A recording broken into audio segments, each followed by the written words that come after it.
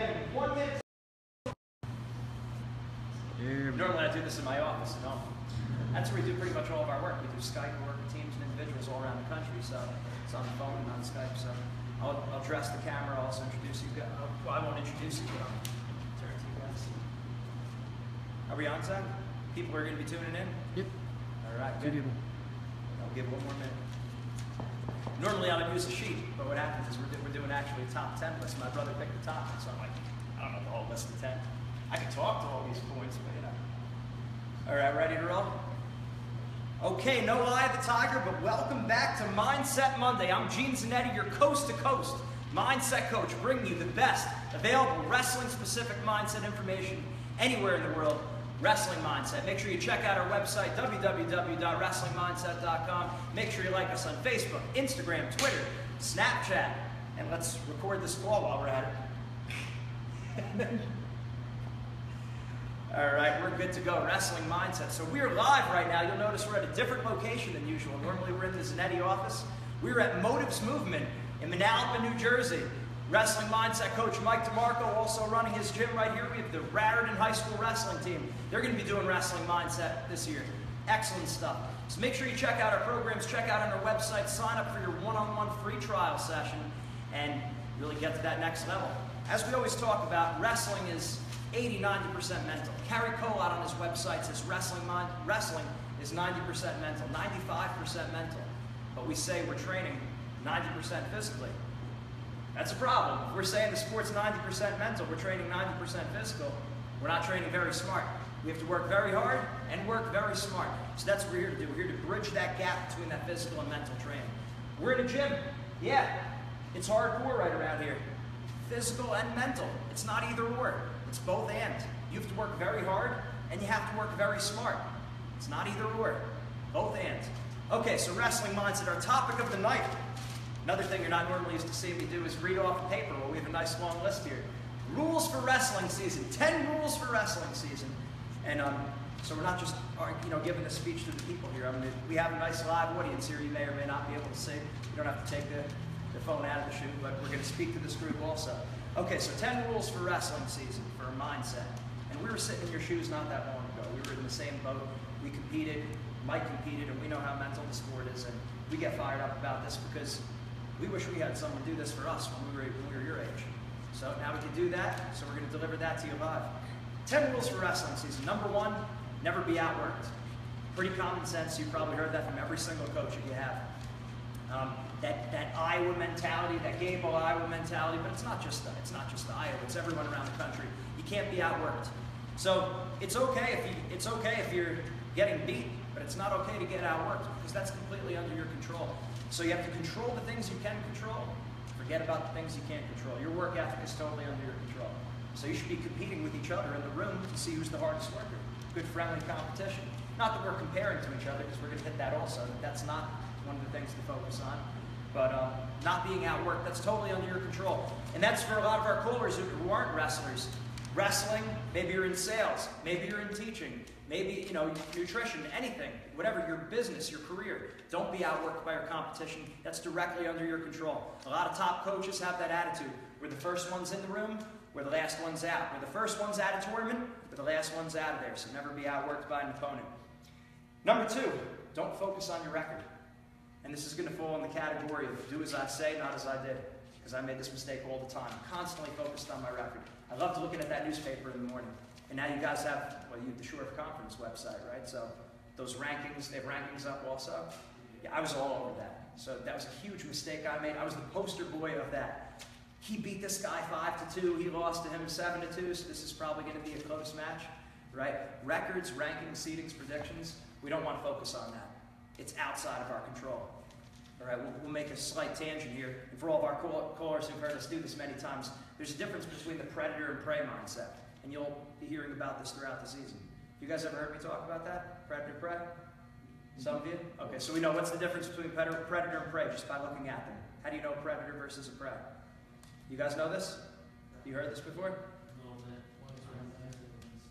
Predator, well, the predator animals, well, you're thinking about the snakes. The snake.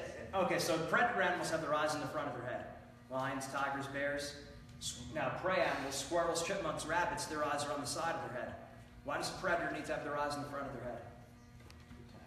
To attack. What are they focused on? They're focused on their objective, their prey, their food. Right. So now think about a squirrel, a chipmunk, a rabbit, a prey. Where are their eyes? On the side of their head, right? Why? So what's their focus? Others. What's going on around them? So eyes on the front like to hunt. Eyes on the side like to hide. Predators. If we want to be predators, we have to focus on things within our control. Our effort, our attitude, our aggressiveness. Everything else is prey mindset. Our records, rankings, seedings, predictions. Looking at the big brackets, we're at a tournament and we see, oh wow, this guy's ranked in the state, that guy placed last year. You're only going to wrestle probably 4 people on that whole sheet. And we look at the whole thing. I'm guilty of it too. So we don't want to get sucked into that. That's prey mindset.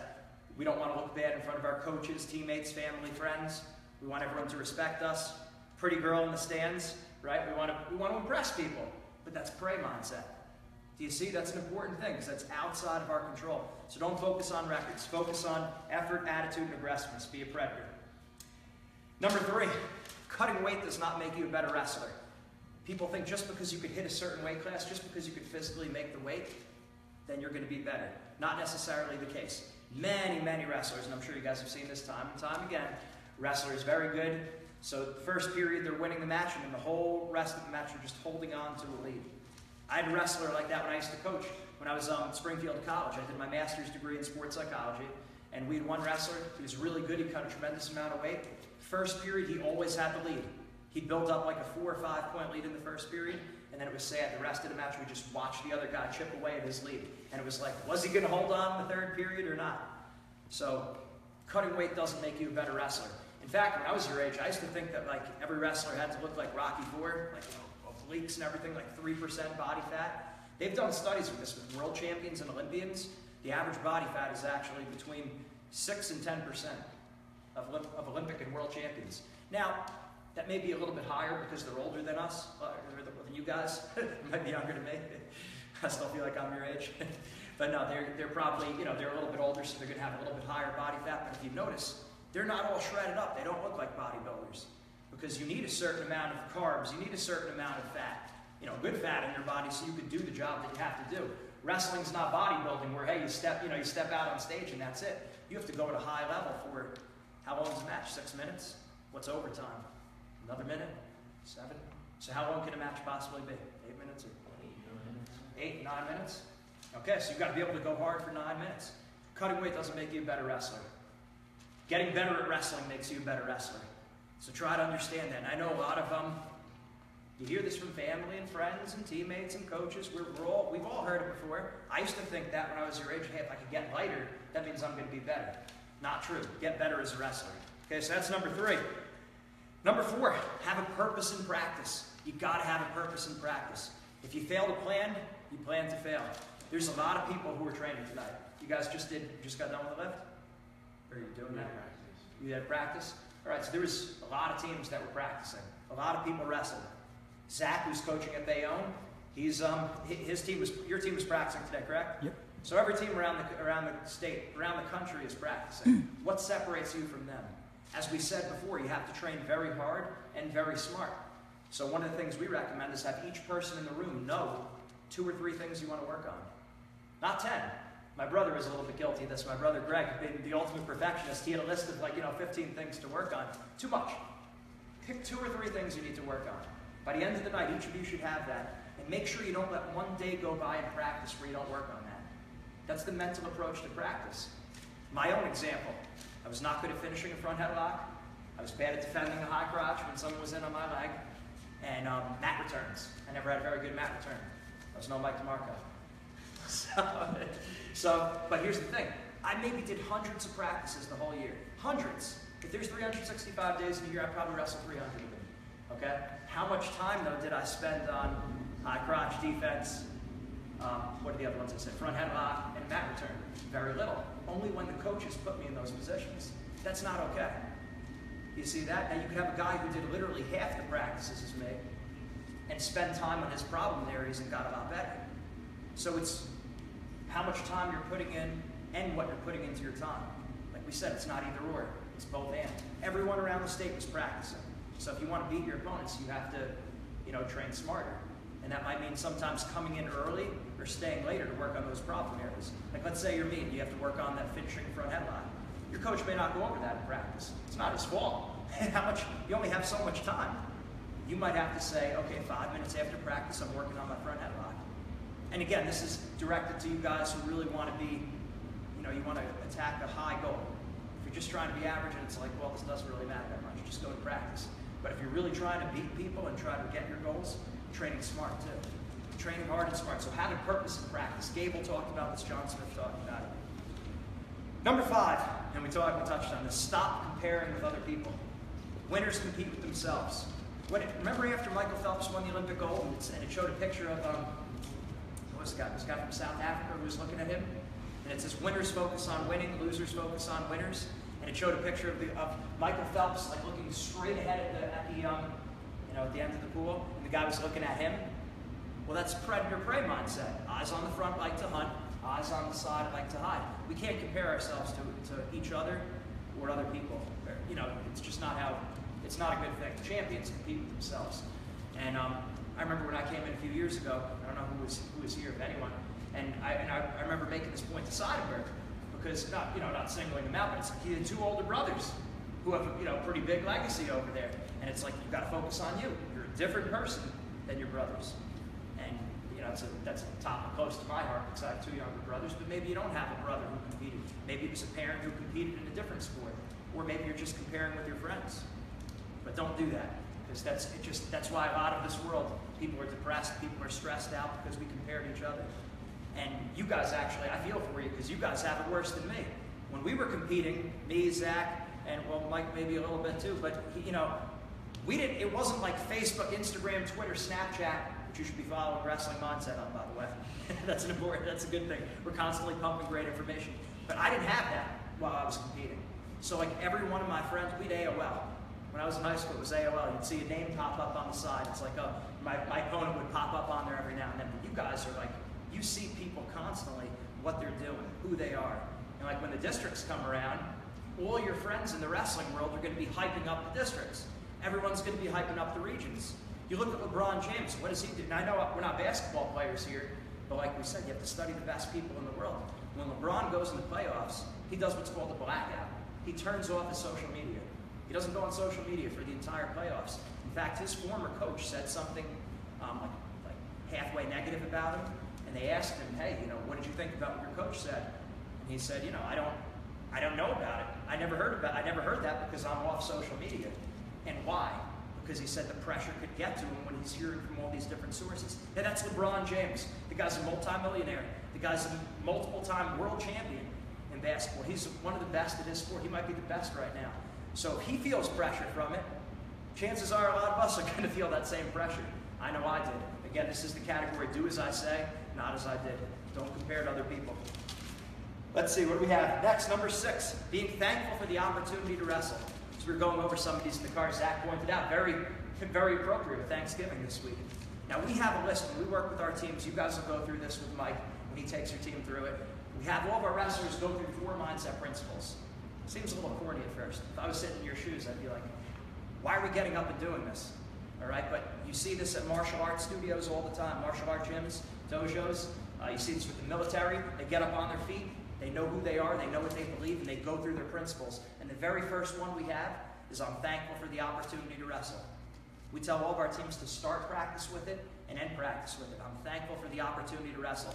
As basic as it sounds, you go to any local hospital, you see people who can't move like you can, people who can't think like you can, missing body parts or not functioning body parts. Like it's a sad thing.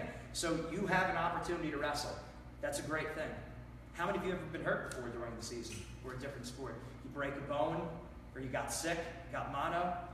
Think about, or maybe just any other sickness. How did that feel when you were out? Some of you guys have probably been banged up too in the back, right? How did it feel when that opportunity was taken from you?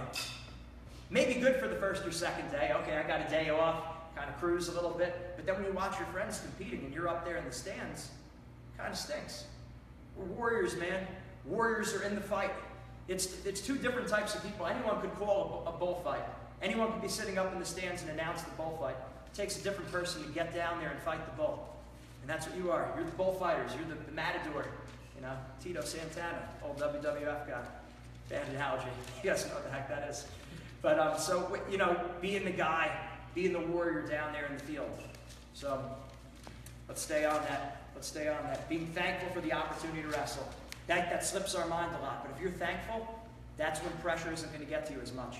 And Kyle Snyder, in fact, after he won Olympic gold this year, if you guys remember his interview, he said it about 7 times. I was just thankful for the opportunity to wrestle after winning an Olympic gold. When you look at it as being thankful, you're not going to be as stressed. And I don't know if you guys are like me, I used to get real nervous before a lot of my matches. I wanted to do well. I was working hard in practice. I wanted it to pay off in a match. So that's what we got to do, being thankful. Number 7, we're almost through this list. Number 7, being patient. That's a tough one. That's something I can work on even more now. I always want things accomplished yesterday. I want to have all my work done yesterday. I don't want to take time.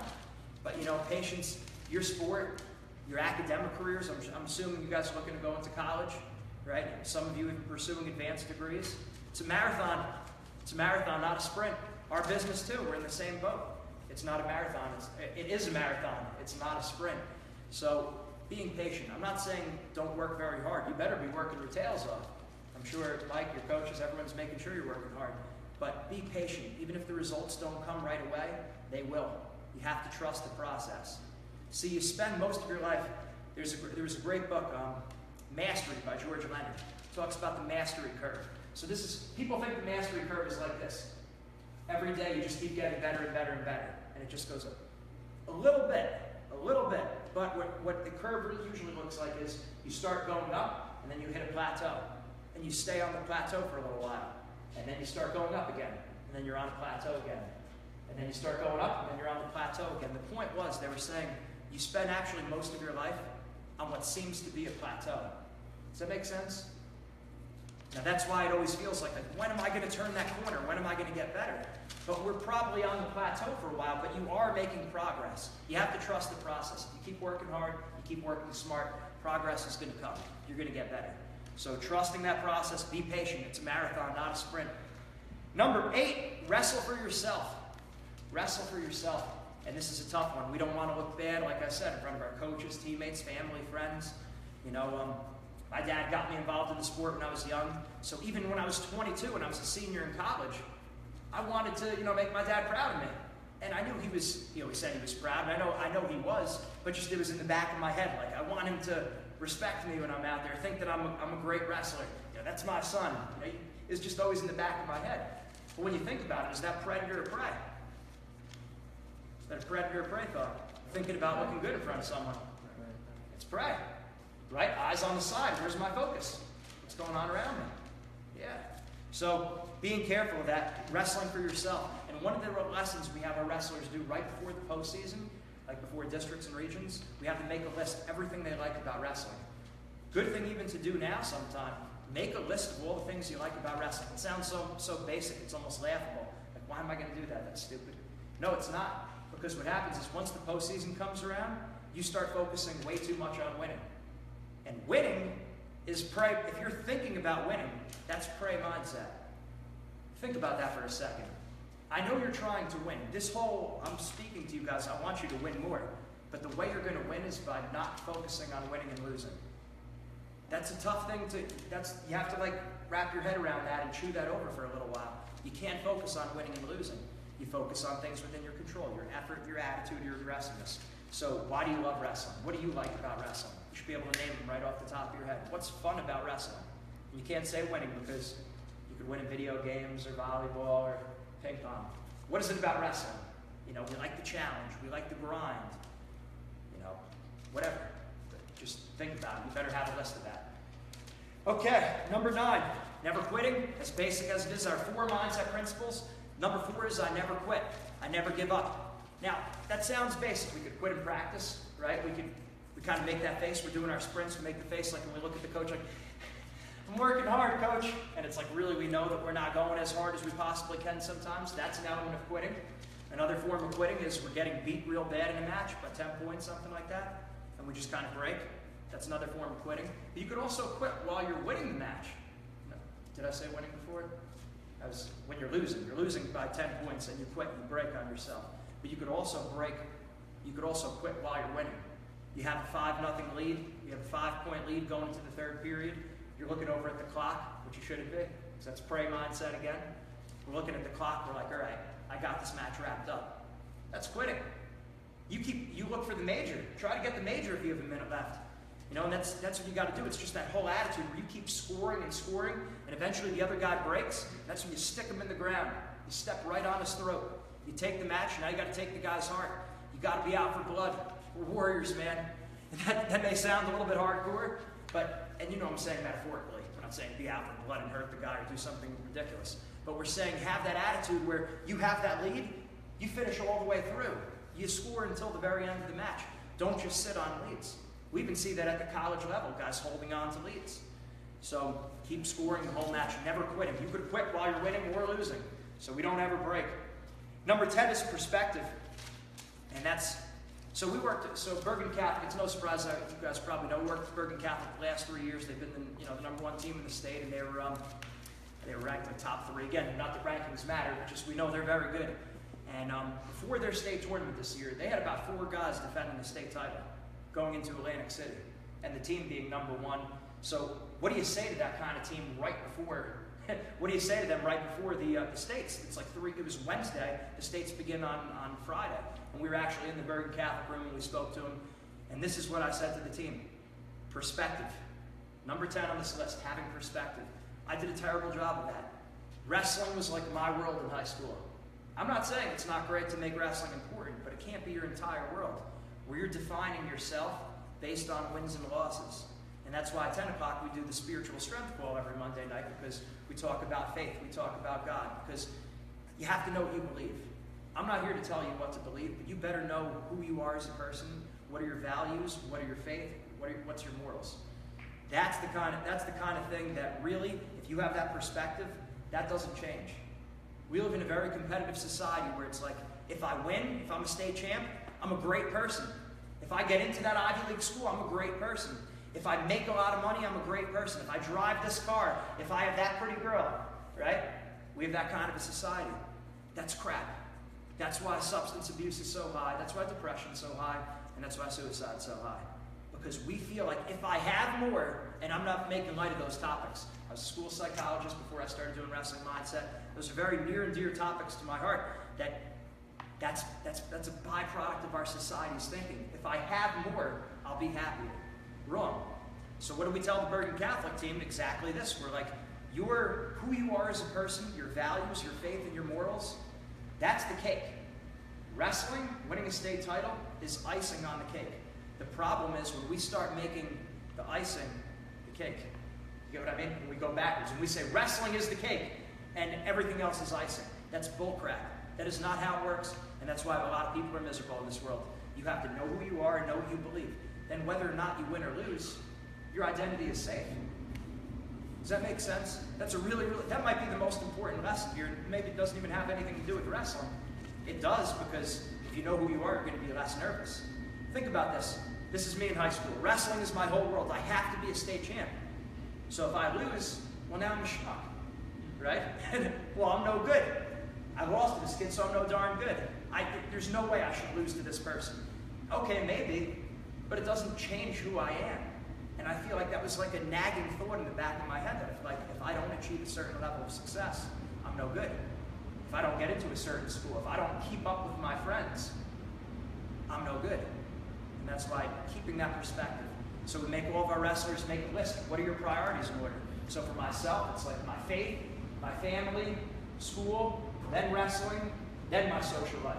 And I feel like when you have that written down, these are the red flags, different list. Just a good backdrop to have that. But just when you have that list and you know who you are and what you believe, you're a force now wrestling. Again, like I keep saying, we're warriors. Look at the greatest warriors of all time. The Spartans, the Samurai, the Aztecs, the Apache. Who else? The Vikings. They used to go up, the Vikings used to pull up to land. They used to burn their ships. Their wooden ships, they would burn them behind them. Success was their only option. They got to land, they burned those ships. Who are else? Some of the great warriors. U.S. military, Navy SEALs, Green Berets, right?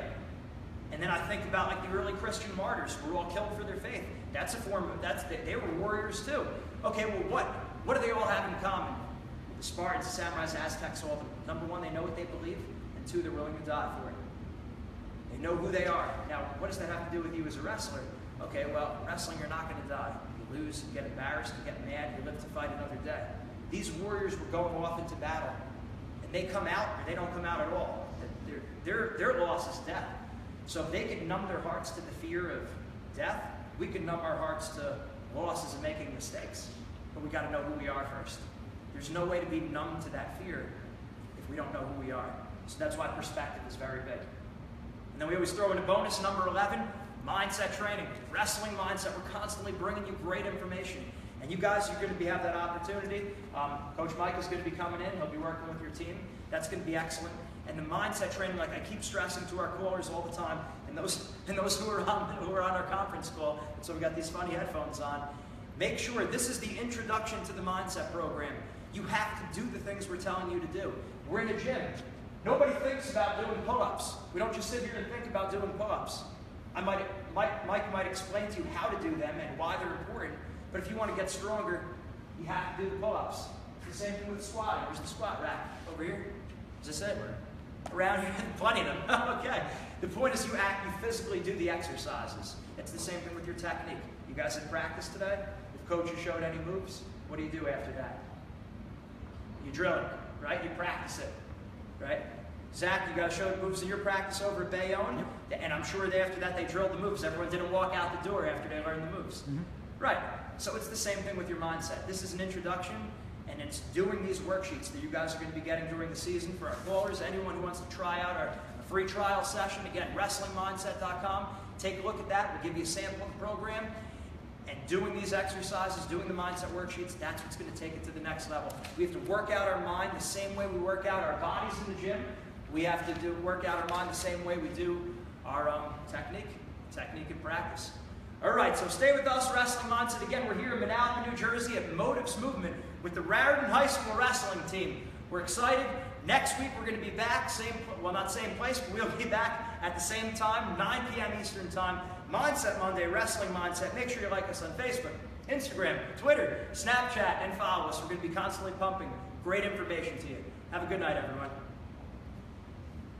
Oh, you know what I didn't do? I didn't say spiritual strength coming up in an hour. Oh, are we rolling? Spiritual strength coming up at 10 p.m. So if you're around, just stick around. We have great information tonight. We're going to be talking about spirit, mind, and body, how you can be the total package. That's what we're all after. Spirit, mind, body. Be the total package. For those in our conference call, make sure you call back the same number. Thank you, and we will talk to you in a half hour. I need your passcode. Oh. All right, good stuff, guys. I can't do anything with this. Log you out? We're still recording. Yep.